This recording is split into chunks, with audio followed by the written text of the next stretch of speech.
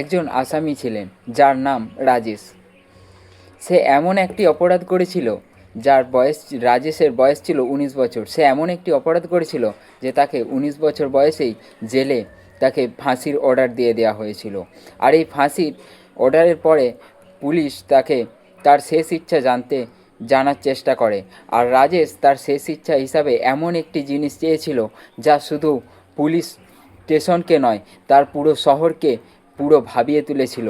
তার শেষ ইচ্ছা কী ছিল এবং কেনই বা সে এরকম একটা শেষ ইচ্ছা চেয়েছিল, সেটি জানতে হলে এবং দেখতে হলে ভিডিওটি পুরো মন দিয়ে দেখো। তাহলেই বুঝতে পারবে রাজেশের শেষ ইচ্ছা কী ছিল এবং সে কেনই বা এরকম একটা ইচ্ছা প্রকাশ করেছিল। আর আইন কি তাকে এই ইচ্ছাটা পূরণ করেছিল বা পূরণ করতে পেরেছিল, সেটি জানতে হলে এই ভিডিওটা দেখো, তাহলেই বুঝতে পারবে। তো চলো ভিডিওটা শুরু করছি।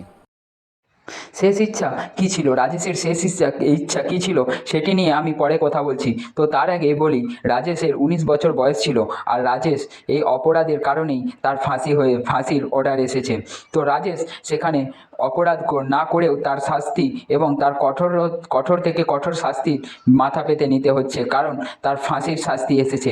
আইনের হাতে এই রক্ষক। তারপরেও তার ফাঁসির অর্ডার এসেছে এটা জানার পরেও রাজেশ তার কোনো কথাই বলছে না, কারণ রাজেশ জানতো যে সে কোনো অপরাধ করেনি। আর একদিন না একদিন সে এই অপরাধ না করার জন্য সে অলৌকিকভাবে এখান থেকে ছাড়া পাবে আর জেল থেকে বেরিয়ে যাবে। কিন্তু দুঃখের বিষয় ছিল, রাজেশ অপরাধ না করলেও তার ফাঁসির অর্ডার কিন্তু সামনেই। তার ফাঁসির যখন 2 দিন দেরি আছে, তখন রাজেশকে তার শেষ ইচ্ছাগুলো পুলিশ জানার চেষ্টা করে যে যদি রাজেশ তোমার কোনো শেষ ইচ্ছা থাকে তাহলে তুমি সেটি বলতে পারো। আইনের আইনের নিয়ম অনুযায়ী তোমার শেষ ইচ্ছা পূরণ করার চেষ্টা আমরা করব।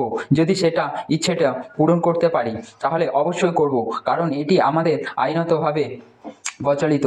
তাই তোমার শেষ ইচ্ছা তুমি বলো, আমরা যথারীতি চেষ্টা করব তোমার শেষ ইচ্ছা পূরণ করার। তো রাজেশ সেখানে চুপ করে থেকে হঠাৎ একটি কথা বলে। সে বলে যে তার শেষ ইচ্ছা এক কুমারী নারীকে সে বিয়ে করবে। তার শেষ ইচ্ছার কথা শুনে পুলিশ স্টেশন তখন সব চুপচাপ হয়ে গেল। পুলিশরা যে যার মতো সে তার করে নিজেদের মুখ পানে তাকাচ্ছে, কারণ রাজেশ এমন একটি শেষ ইচ্ছা প্রকাশ করেছে যা এর আগে কোনো অপরাধী, কোনো ফাঁসিদণ্ড অপরাধী এরকম ইচ্ছা প্রকাশ করেনি।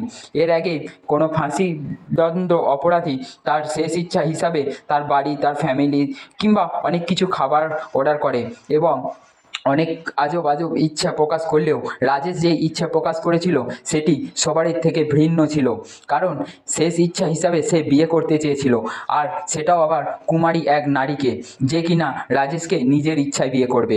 কিন্তু এই মুহূর্তে যেহেতু রাজেশের আগামীকাল ফাঁসি হবে, সেহেতু তার আগের দিন মানে আজ তাকে কেই বা বিয়ে করবে, একদিনের জন্য কেই বা তাকে বিয়ে করবে। তাছাড়াও রাজেশ ছিল খুব দারিদ্র এবং গরিব পরিবারের ছেলে।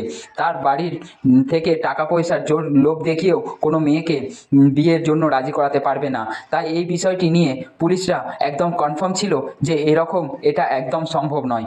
তারপরেও রাজেশকে বারবার জিজ্ঞাসা করা হয়েছিল যে রাজেশ, এটি বাদে তোমার কোনো শেষ ইচ্ছা থাকলে তুমি বলতে পারো, আমরা অবশ্যই পূরণ করার চেষ্টা করব। তবে রাজেশ পুলিশের মুখের সামনেই বলে দেয় যে আমার শেষ ইচ্ছা এটাই, আর তাছাড়া আমার কোনো ইচ্ছা নেই।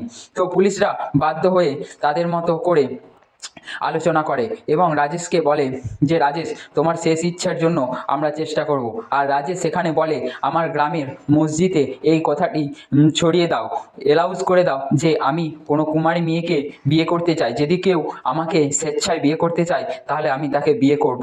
এবং রাজেশের এই কথা শুনে পুলিশরা সত্যিই খুব অবাক হয়েছিল, কারণ এরকম একটা সিচুয়েশনে রাজেশকে কেউ বিয়ে করবে বলে তো মনে হয় না। এটি একদম হাস্যকর এক ব্যাপার।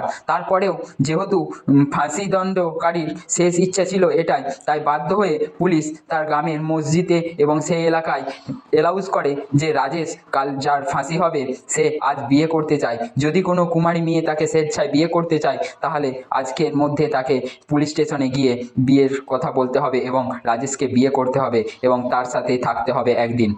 এই কথা শুনে গ্রামবাসীরাও অনেকটাই অবাক হয়। তারপরেও এই অ্যালাউন্স করার পরে পুলিশরা সেখানে আসা ছেড়ে দিয়ে চলে আসে থানায়। তারপরে কিছুক্ষণ পরে দেখা যায় যে সেখানে সত্যি এক যুবতী নারী সেই পুলিশ স্টেশনে এসছে, আর সাথে নিয়ে এসছে কাজীকে, যে কাজী পড়িয়ে বিয়ে করানো হয়। তো কাজী সেখানে আসে, সেই দেখে পুলিশ এখানে যায়, গেটে যায় এবং তাদেরকে জিজ্ঞাসা করে কি দরকার, কেন এসছো তোমরা এখানে, তোমাদের কি লাগবে। এটি শুনে এই কুমারী মেয়ে বলে, কাল যার ফাঁসি রাজেশ, তাকে আমি বিয়ে করতে চাই।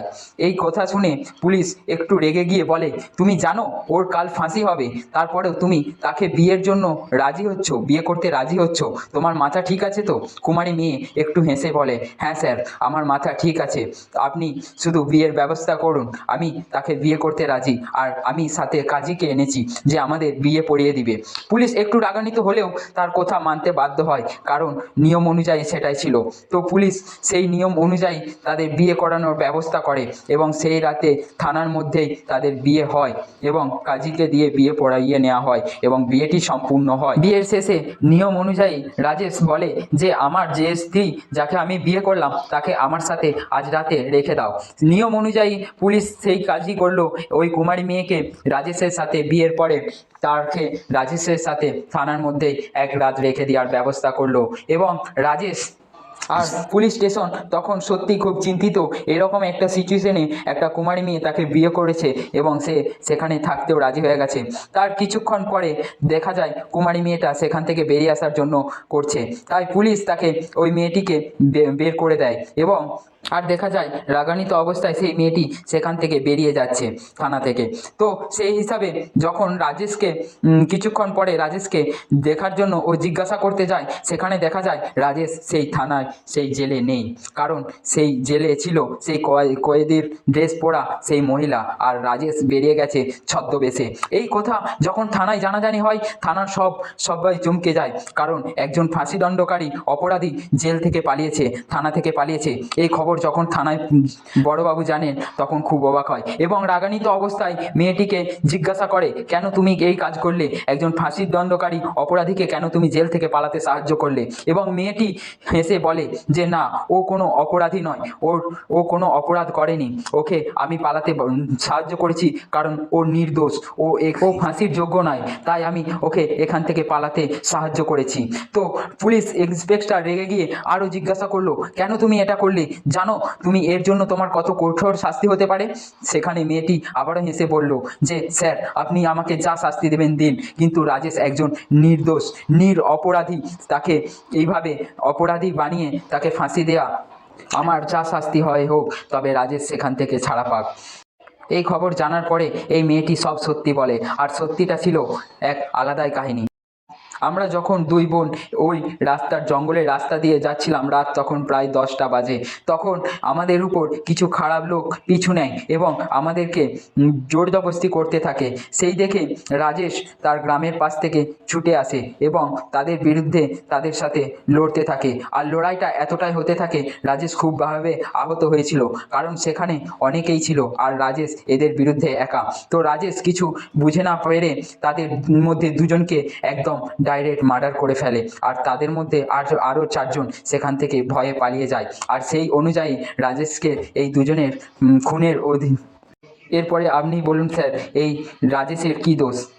এরপরে আইনের অনুযায়ী আবার এই কেসটি কোর্টে ওঠে এবং কোর্ট থেকে ন্যায্য বিচার পেয়ে এবং অপরাধীদের ন্যায্য বিচার হয়, আর এখান থেকে রাজেশের ফাঁসির ক্যান্সেল হয়ে যায়, আর সেখান থেকেই রাজেশ মুক্তি পেয়ে যায় সেই কোর্ট থেকে। সো এই ভিডিওটা এই পর্যন্তই, দেখা হচ্ছে পরবর্তী ভিডিওতে। ততক্ষণের জন্য ভালো থাকবেন, সুস্থ থাকবেন, দেখা হচ্ছে পরের ভিডিওতে। সো ততক্ষণের জন্য টাটা।